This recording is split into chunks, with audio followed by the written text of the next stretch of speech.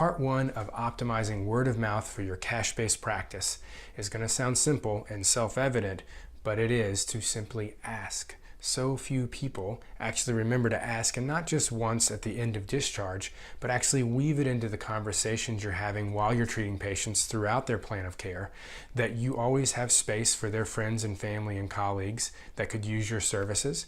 And a side note on that is to make sure they know everything you treat. Sometimes if you're treating someone's neck, they're so used to people being, practitioners being specialized in one area, they don't know that you're also great with knees and ankles. So make sure that they do know that, and ask them to send loved ones when they need your services, since they are having such a good experience with you.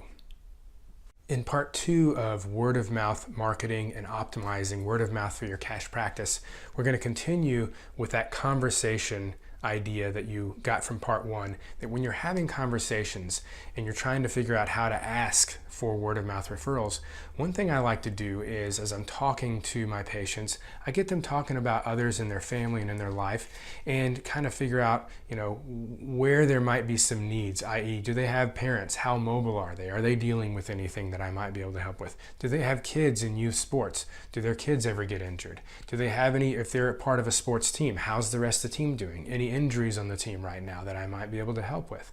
Those kinds of things you can kind of guide the conversation, and then that also gives you the opportunity to mention that you do treat more than just that body part that you're working on that particular patient, so that they know to keep you in mind with any type of injury or pain with anyone in their life.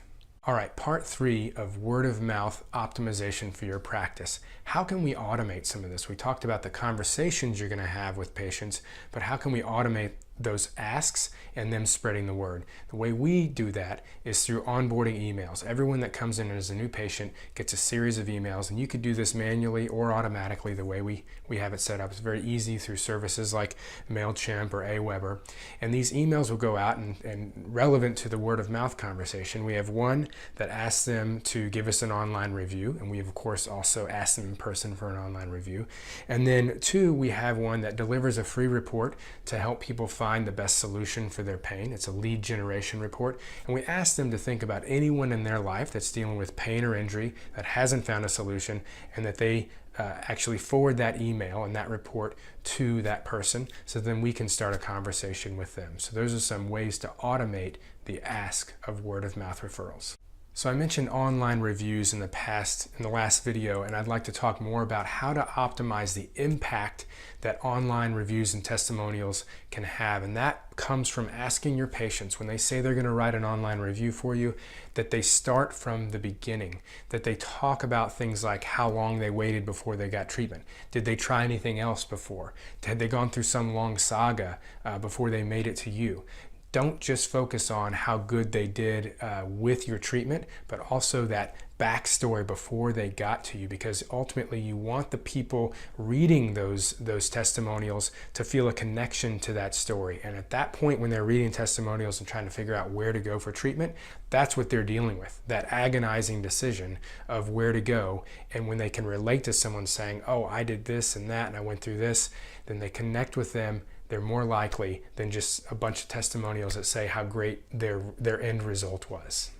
Optimizing word of mouth through online reviews takes a few things to really hit on all pistons: accountability, and then follow-up systems. I and all staff know that we are expected to ask for at least 2 reviews a week, including the front desk staff. If somebody is sitting in the waiting room and raving about how much better they're doing, my front desk staff know, hey, that is strike when the iron's hot. Say, we would love it if you would tell your story online, because that's how we get a lot of our business, and you could help someone else make the decision that you did. Same thing with our PTs. If someone's raving, don't wait till discharge to ask for them to get online and tell their story. Even if they don't have that end result story, they can talk about how great they're doing and what they went through before they found you guys and how much better they're doing, and that is huge. So don't wait to ask, and make sure that it's a visible thing. Everyone knows we are going to write down the names of people that we ask, and everyone's got to have 2 names on that board every week. All right, follow-up systems for online reviews. What I mean by that is that we already have our automated emails that are going to be asking at least once for an online review. Everyone knows that they have to ask 2 people a week for an online review. But when people say yes, guess what?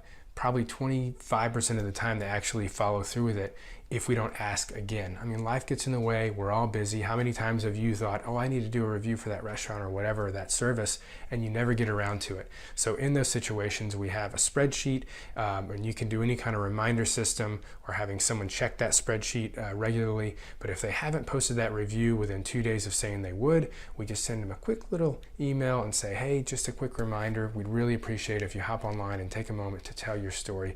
It could really help someone else to make the same great decision that you did and have the same great experience that you're having.